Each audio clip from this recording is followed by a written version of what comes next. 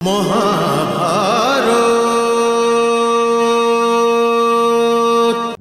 তো তবু এটাই মামাশ্রী, এখন আপনি আর কিছুই বলবেন না। যুদ্ধ আপনার কর্মক্ষেত্র মোটেই নয়। আপনার ষড়যন্ত্রের কারণে আমরা সবাই ভরত বংশের ইতিহাসকে মুখ দেখানোর যোগ্য নেই। যুদ্ধের সিদ্ধান্ত নিয়ে নেওয়া হয়েছে। এখন আমি যোদ্ধাদের মতো শান্তিতে ঘুমোতে পারবো। আরে আমি তো যুদ্ধকে এই জন্য এড়িয়ে যাচ্ছিলাম ভাগ্নে, কি পাণ্ডবদের হারানোর একটাই উপায় আছে।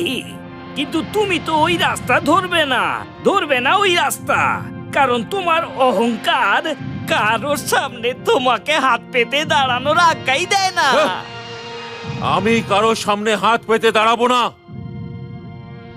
জামাই শ্রী কিন্তু ঠিকই বলেছিলেন যে পরাজয় তোমাদের ভাগ্যতেই আছে, আর এই দুর্ভাগ্য তোমাকে স্বীকার করে নিতেই হবে। আপনি কার কাছে হাত পাতবার কথা বলছিলেন মামাশ্রী? আমাকে বলুন না, আমি ভ্রাতাশ্রীর হয়ে তার কাছে হাত পেতে দাঁড়াবো? না, এই সব বিষয়ে প্রতিনিধিত্ব করা চলে না পুত্র, চলে না। কিন্তু যদি এই যুদ্ধ দুর্যোধন জিতে নিতে চায়, তবে স্বয়ং ওকে গিয়ে বাসুদেবের সহায়তা চাইতেই হবে। যদুবংশীরা বড়ই শক্তিশালী। ওনাদের সেনা ভারতবর্ষের সব থেকে উত্তম সেনা।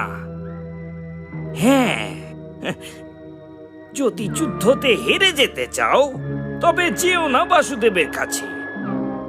কিন্তু যদি এই যুদ্ধ জিতে নিতে চাও তবে বাসুদেবকে উপেক্ষা করতে পারবে না পুত্র, করতে পারবে না বাসুদেবকে উপেক্ষা।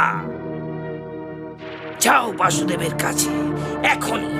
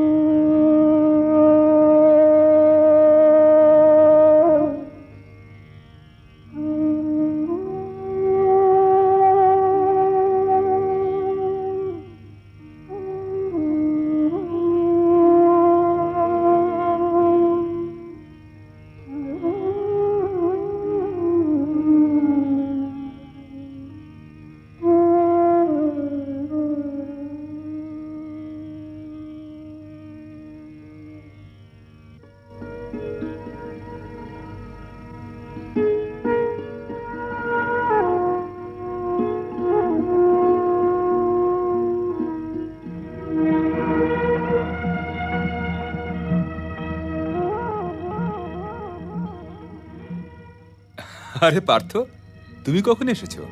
প্রথমে আমি এসেছি। আচ্ছা, তবে আপনিও এসেছেন। কিন্তু আমি তো প্রথমে পার্থকেই দেখেছি। না বাসুদেব, উনি আমার পূর্বেই উপস্থিত হয়েছেন। আচ্ছা, তবে প্রথমে ওনাকেই জিজ্ঞাসা করি যে দ্বারকা আসবার কষ্ট কেন করেছেন।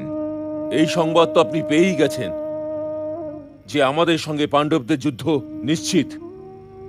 আপনাকে আমাদের সাহায্য করতে হবে। এমনটা কেন? এমনটা এই জন্য যে অর্জুনের মতন আমিও আপনার মিত্র।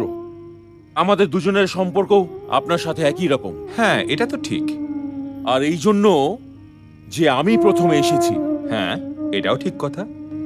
প্রথমে তো এসেছেন আপনি, কিন্তু আমি প্রথমে দেখেছি পার্থকে, আর সেই জন্যে আমাকে আপনাদের দুজনকেই সহায়তা করতে হবে। কিন্তু আপনি দুই পক্ষে থেকে যুদ্ধ কি করে করবেন?